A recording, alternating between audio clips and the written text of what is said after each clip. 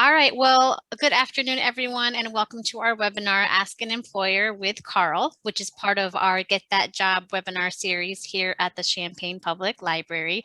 My name is Jordan Neal, and I am the career librarian here at the library, so thank you all for joining us.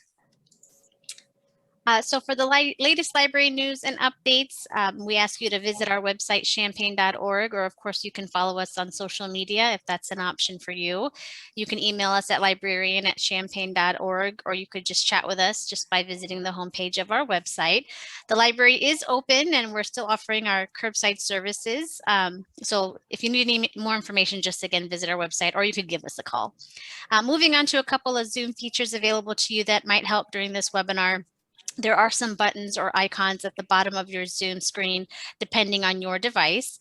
On the far left, you have the options that control your sound or your speaker. Moving to the right and within the center of the window includes a chat and raised hand option. You can use these options to ask us any questions or share any comments. Our presenter, I believe, will be happy to pause for any questions. If not, you could certainly wait till the end to ask those questions. We invite you to type your question into the chat or raise your hand, and we can unmute you if you prefer to speak and ask your question. I would like to also remind everyone that our webinars are recorded, so just be mindful when you are sharing your questions and comments. And then finally, I'd like to introduce our presenter, Karin Rickley, who is a talent acquisition partner at Carle Human Resources. So thank you, Karin, for joining us today to share some of your insights, and I will turn it over to you. Well, thank you for having me. Again, my name is Karin Rickley. I've been with Carle for going on about 6 years. I work in human resources as a talent acquisition partner. Primarily, I recruit for our support services, so food service and housekeeping. But I'm happy to answer any questions that people might have about other, other opportunities within the organization. Today, I wanted to go over just some application and interview tips, share some of the things that are important to Carle as we are looking to add people to our team. So I will go ahead and share my screen.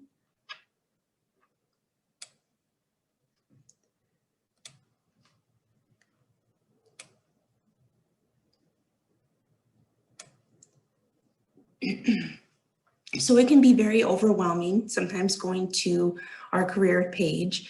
There's lots of different options to select. It is quite a different environment than working in other places where you not only have your customer who is your patient, but you also have internal staff or internal customers as well that you're working to help give that good customer service to. So I thought it might be helpful to kind of go through some of those things today. Our positions are very fast paced. They're responding to needs as they become available. So it's good if you are somebody that can kind of flow through those changes that are unexpected. So just what I kind of shared, these are some of the primary things that I would like to go over. And of course, healthcare confidentiality. So that is something that is kind of unique to working in healthcare. So I think it would be important to spend a little bit of time discussing that. So interviewing, it can be scary. And I'm not sure why the guy is facing away from the interviewer, but hopefully this will help you feel more comfortable when meeting with someone and know kind of the things that they're looking for.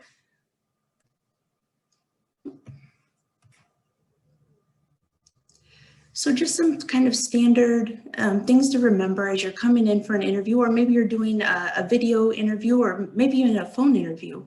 Of course, the dress code wouldn't apply on the phone interview, but when you do go in to meet with someone, that first impression, it's one that's hard to change. So these days, a lot of people do come in jeans, and I always tell people, if you do wear jeans, just make sure there's no rips or holes or tears, certainly no shorts, sweatpants, things like that. Attendance is a very important part of working at Carle. We do have an attendance policy because it's important and our patients are depending on us. So We want to make sure that people are there on time and available to meet those needs. And then just in general, kind of some professional tips that I think are helpful to know. What we look for in our applicants is stable work history. Certainly with COVID, 2020, we've seen a lot of people with short work histories there. So we're kind of looking past that to learn more about maybe what happened. But overall, what we would typically look for is someone that's been in their position for at least a year and are still working. Of course, there's always exceptions to that. If someone doesn't have maybe work history or some gaps, I always recommend list those volunteer experiences or things that you're doing outside of work, just to show you some kind of activity and what you're doing. When you do go for your interview, I've seen it before where people come in and I don't know if it's nerves and they just don't want to be too excited. They're just trying to calm themselves down.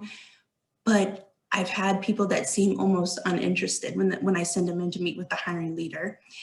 So smiling, being engaged is very helpful.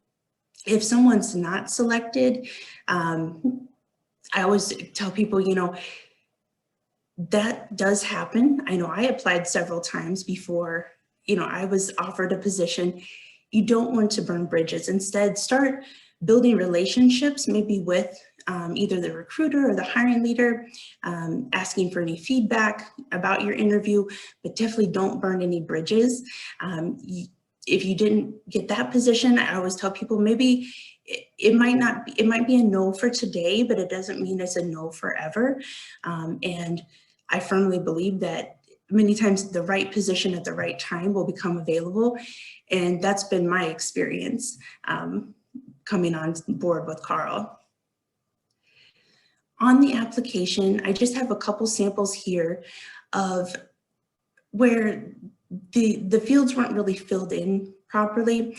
You can see that someone wrote for their personal information as their first name is registered. They're probably just typing in the wrong text box.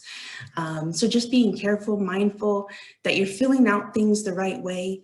For the education piece, they put down that they're attending school at Parkland as a pharmacy technician, is their course of study. But under degree type, they said that they were pursuing their doctorate or they had gotten their doctorate, which I don't believe Parkland offers, but just being aware that all of these things are looked at and attention to detail is very important.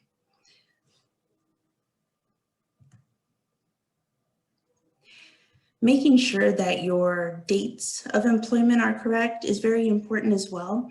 I see a lot of resumes that will say that they're still in their current position, 2015 to now, but then on the application, it will be a completely different date. So trying as best as possible to keep resumes updated, making sure that you're filling out things, not skipping over questions. We do see a lot of people put down not applicable, but sometimes I see them use that in things that are important that we need to know. Your application is kind of your first introduction, and that's before we get to know you, your personality. So it's important that those represent you in the right way. With the job postings that we have, we will usually have requirements. So whether it's education, an experience requirement, maybe a licensure or certifications, you want to make sure that you're applying for jobs that you could meet those, just because, you know, you might end up in a role that, you know, you might not be ready for, and you wouldn't want to start and then maybe be not matched with the position as well as you could be. And I think people feel like, well, I'll just get in there, I'll learn it, it'll be fine, but then I see them struggle.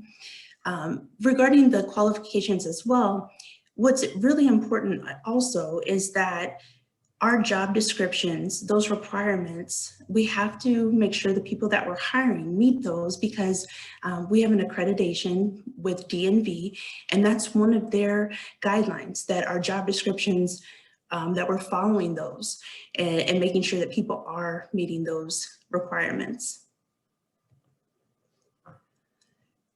Here again, someone, entered a lot of information, but the question is, please list all relevant courses, training, and/or computer skills applicable to this position.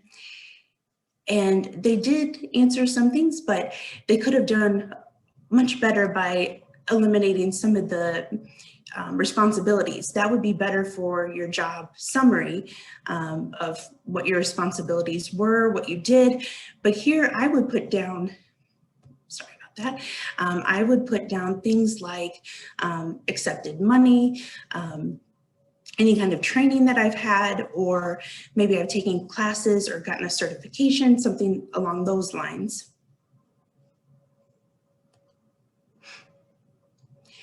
When you do get past the application stage, and let's say you're selected for an interview, you're coming in, things to just be aware of. So certainly gum, I understand, because you don't want to have bad breath or you're meeting with someone, but being mindful that you're not chewing with your mouth open. Definitely don't be on your cell phone looking at texts or kind of scrolling. Negative comments, that's a big one. So there are definitely jobs out there that maybe didn't do the best for their employees, but you don't want to come across as someone that speaks badly about a past manager or maybe a coworker. Some things you can certainly share a situation, but I would try to keep any kind of personal feelings out of it, or just spin it in a positive light.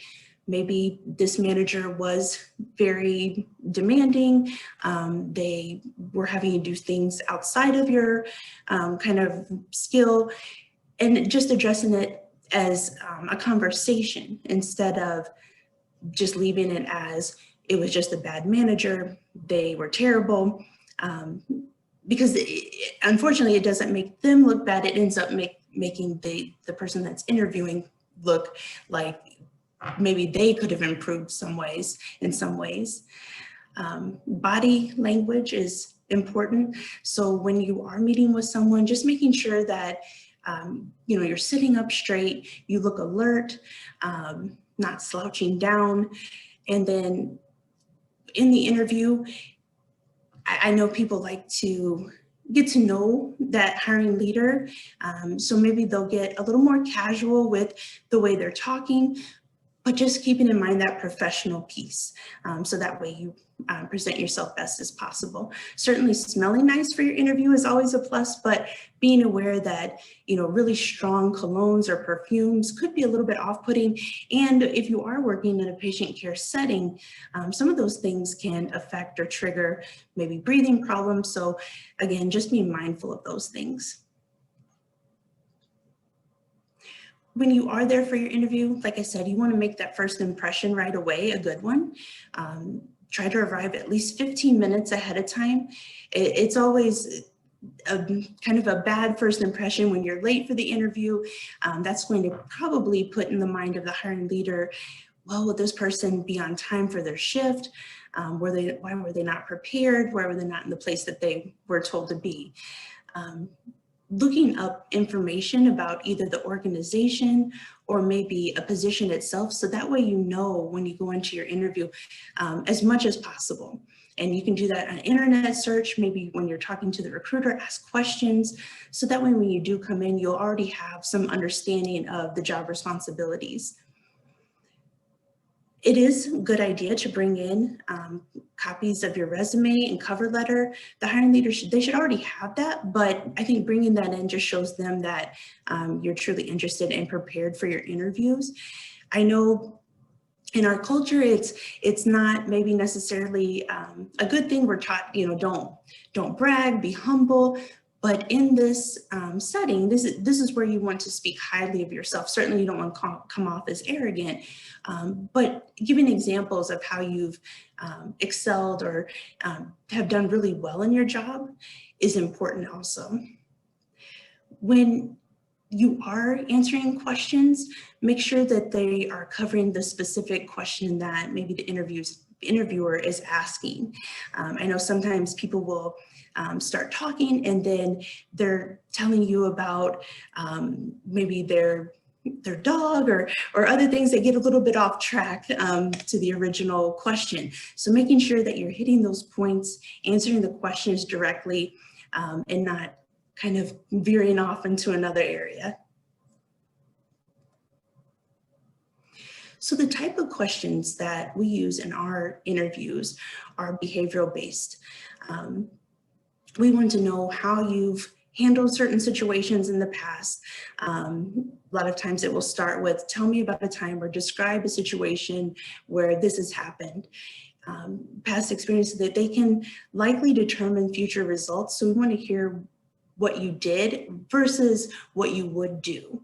And I always like to tell people also, if someone asks a question, don't feel like you have to start speaking immediately. You can take a pause or even just ask them, can I take just a second to think back about a specific experience? If you're like me, sometimes I have to really think about it before giving a specific example, and that's okay to do. What we're looking for when asking those behavioral-based questions, we want to know what was going on, what was the event, what action did you take, and then what was the end result. So if they ask you to describe a time where you had an upset customer and you weren't able to resolve their issue, you would want to say, like, this person came in and they wanted a specific laundry detergent. We were out, it was on sale in our ad. So I tried to find an alternative for them. That didn't help the situation. So then I offered that when it does come in, I took down their name, the number, so that I could call them and we would still honor that sale price. And then sharing what the end result was, whether the customer was happy with the solutions that you provided, or maybe they were still upset, but you've kind of showed or displayed all of the different steps that you took to try to resolve their problem or their issue that they were having. These are some example questions. And again, they're all asking for specific events, actions, and the end results of what happened. Sometimes doing even a Google search of interview questions is helpful, just so that way you'll have those experiences kind of ready in your mind to share. I know sometimes when people ask and you're already maybe a little bit nervous in the interview, it's hard to come up with something. And certainly I never recommend making something up, because what if they go back to that question later and you don't remember exactly the exact details that you gave? So again, I think this speaks to being prepared for your interview, doing a little prep work in advance. When it is your turn to ask questions, try not to go back over. Certainly you can confirm. So tell me again, I understand that the pay would be, $14 an hour. I would be working from 7 a.m. to 3:30 p.m. Because likely these were already covered. So confirming those, totally fine to do. But if you go back and ask, questions that maybe they've already covered, they might think, was this person really listening? Are they truly interested? I think that I always like when people ask more about what do you like about working at Carle? What are some of the challenges I would face in this role? What would my training schedule be like? Or what kind of training do you have set up, if that's not already covered in the interview?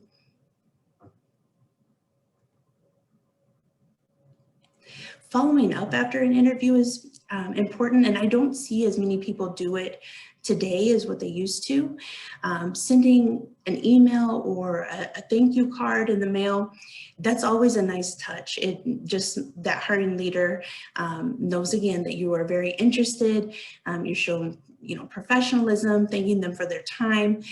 But what I would not recommend is coming in with your thank you card. You want to do it a little bit later, so that I would say the next day send out something, either email or a note, just to thank them again for their time, and that it was nice meeting with them. Sometimes like I mentioned before, you might not be selected for that job, but that manager might say, all right, well, I didn't have what I think would be the best fit for them now, but I know that I'm going to be having a position become available next week.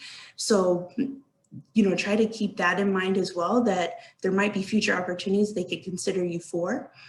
And then following up after your interview, I would give at least 48 hours to follow up, because sometimes they might have 3 interviews for one position and they want to complete those before making a final selection. And usually they'll share, like, someone should be contacting you within 2 days, kind of going over what to expect. So if anybody does have any questions about kind of the application or interview process, please feel free to ask me. I don't see that we have anyone on the call right now, but or you can send them to me if my email address is provided. Some of the things that we're looking for in the interview, would you be able to meet Carle's behavior standards? And so these are some of the standards that we see that people would need to be successful at Carle, and we'll kind of go through each one. When you are interviewing, you want to be sure that you're giving your full attention, you're asking questions, you're making eye contact, just being mindful of how you're speaking, and also not interrupting as they're maybe going over information, unless it was something maybe you didn't understand when they're explaining maybe the schedule or the responsibilities of the job. Then asking that question right then, that's totally fine. Usually I'll say, wait, hold your questions until the end of the interview. That way that flow can keep going. Of course, then you just have to remember at the end of the interview to go back to those questions. But again, if it's something that you don't understand, I think it's okay to just ask that question at that time. But again, just being mindful.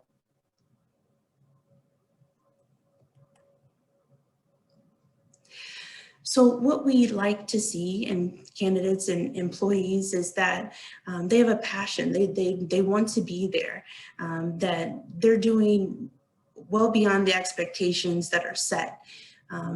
Because in the end, it's all about the patient experience, being committed to always improving knowledge, skills, working on attitude. I know that's something I always try to do. I had an applicant and they were not happy with me because I didn't follow up in the timely manner that they felt was adequate. So rather than, getting frustrated, I tried to think, okay, what could I do next time? Because I was waiting for the hiring leader to give me feedback.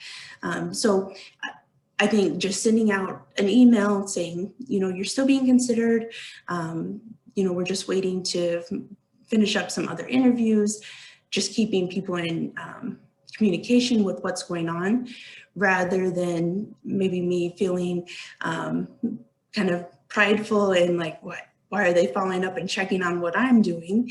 Trying to be better and improve, always kind of looking I guess at myself to do a better service and quality of work.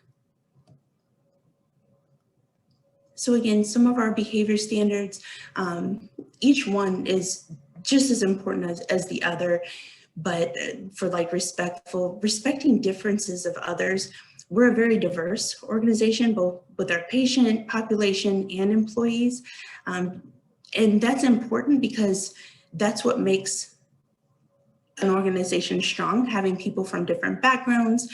And that's something that we encourage and we want to continue doing. So just being mindful of that, just because someone does something differently than you, as long as they're not, putting anyone in harm or not following proper procedure, but respecting those differences, being approachable. I think we've all been to maybe a store where that person working there, they really don't want to be there, it doesn't make you want to go up to them and ask a question or get help because they're just not approachable. Certainly we want people to be able to come to you, ask you questions, listen to what their needs are, and look for those opportunities to help rather than maybe waiting for someone to come to you. And I know we've already kind of talked a little bit about being professional, you know, representing your company positively, acting with integrity, so not cutting corners, and then just taking pride in what you do. And then as the solution, following through on, you know, commitments that you've made. If you promised to follow up with somebody within 48 hours, making sure that you do that, whether it's putting a reminder on your calendar or writing a note down, just making sure that you're following through with what you say you were going to do, and accepting responsibility if you did make a mistake, how to fix it and how to not do that again in the future.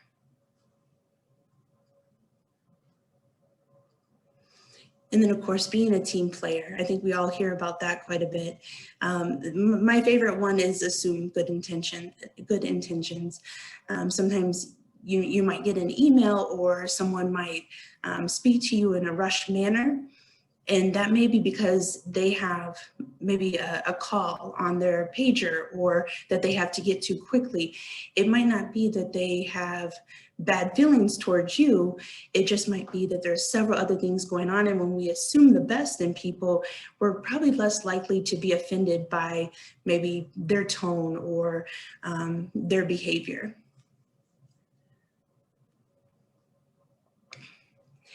So I think this goes right along with teamwork.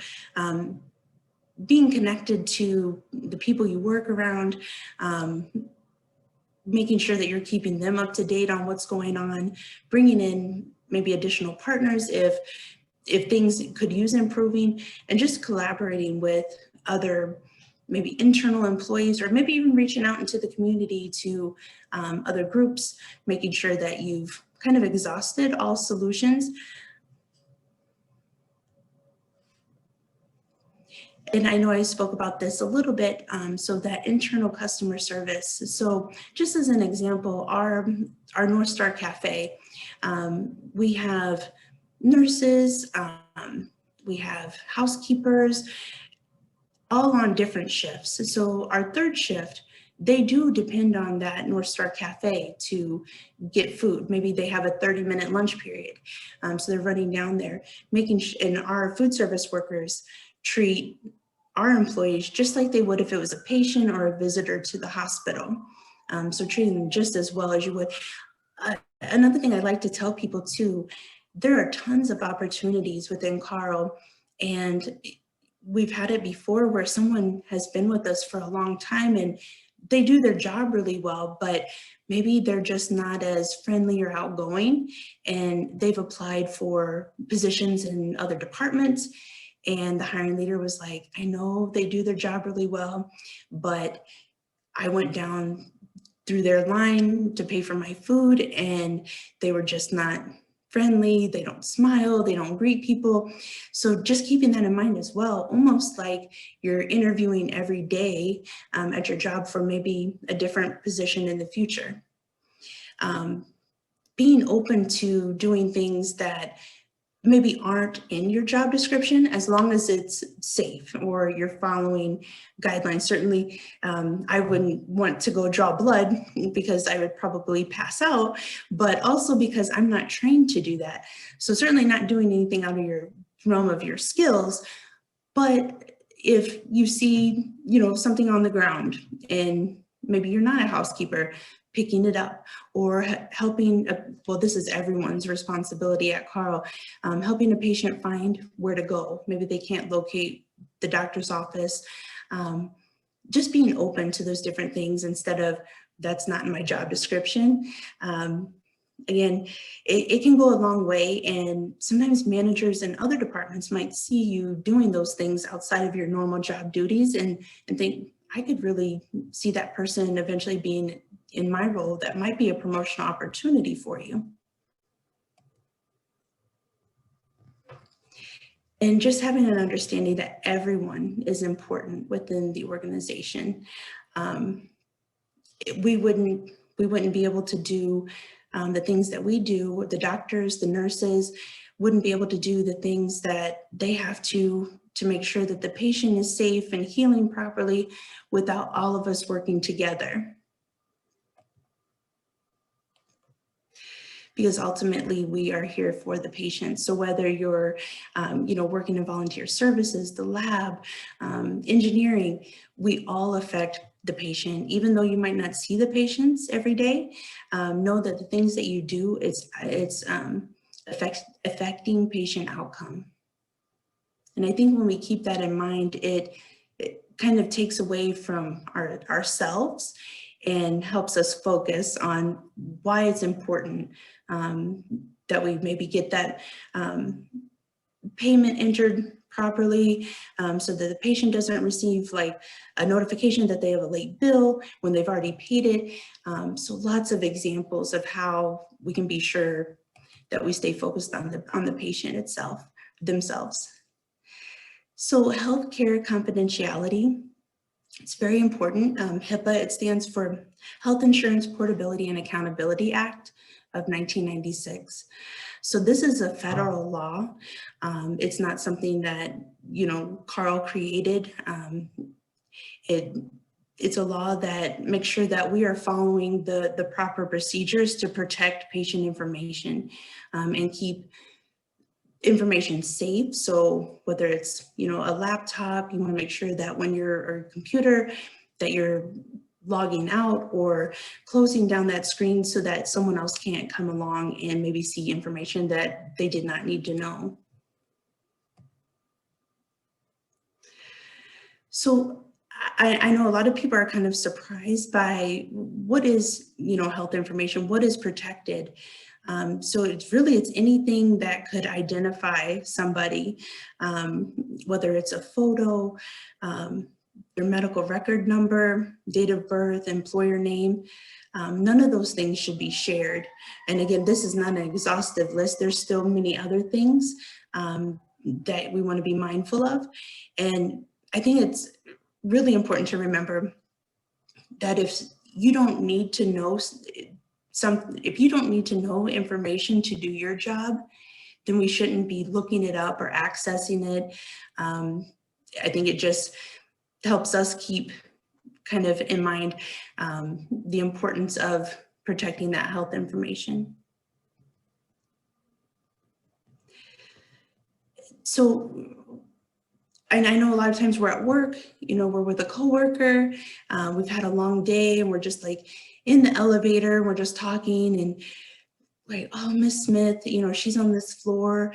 She was being very vocal today about not liking the new medication and not realizing that maybe there's another patient or employee in the elevator. Just because someone's an employee at Carle doesn't mean they should have access to patient information. Me, for instance, I don't need to know anything about medical records or as far as the information in medical records because I'm not working with the patient and I shouldn't be accessing any of those things. And just remembering also that it's preventable. As long as you're being mindful of where you're speaking, whether it's on a phone, maybe you're on the shuttle bus going home, you should not be discussing patients or anything that could accidentally slip information out. And I think that people don't intentionally do it. It's just, they're speaking with someone about their day and they've slipped something out, like maybe their neighbor came in to the hospital and they're sharing that with their other friend. I hope she's okay. I saw she came in, she was in the cancer center. I don't know what's going on. You don't want to do that. I don't recommend reaching out to the patient as well, your neighbor. just keeping in mind that they'll share with you if something's going on rather than us investigating and trying to figure it out, even as good as your intentions may be. And at the bottom, it says, treat the hospital as you would Vegas. So what happens in Carle stays at Carle. And again, if anybody has any questions, I'm happy to answer those for you.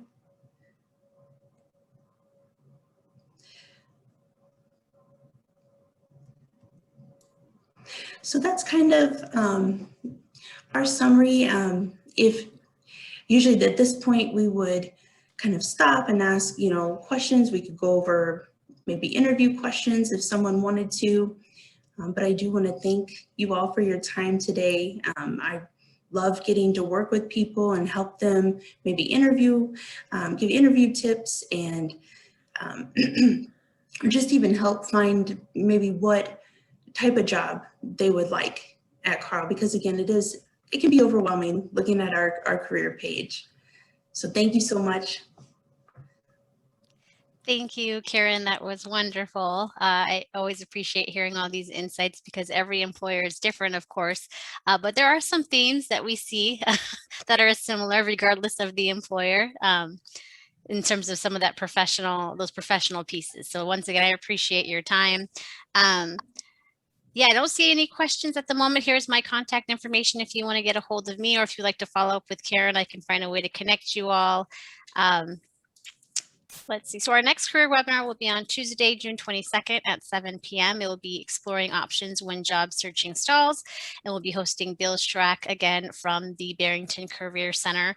And he'll just focus on what to consider when your job search efforts aren't yielding your desired results. And he'll cover topics like today's job market, hiring trends, and some overall options to explore. And then that's it for June, was the exploring options when job searching stalls. We have a lot more webinars coming up for the rest of the summer. So we invite you to visit champaign.org/events for more information. And we don't just present career webinars, but we also present webinars related to business services, technology, our crafty adults, our writers workshops. So there's a lot of options there.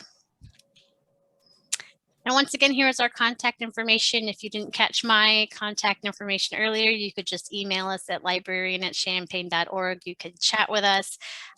You could give us a call, of course. We're still offering our Book a Librarian service. So if you need any help with resumes, cover letters, we've been hosting some practice interviews, of course, or just any general help. We can meet with you virtually, or of course, you can now come into the library. And that's all we have. Once again, thank you, Karin. That was wonderful. We appreciate your time. And I think I'll go ahead and end the webinar. Thank you. I liked being here. Oh, great. Well, I hope you enjoy your afternoon. Take care, everybody. You too. Bye. Bye.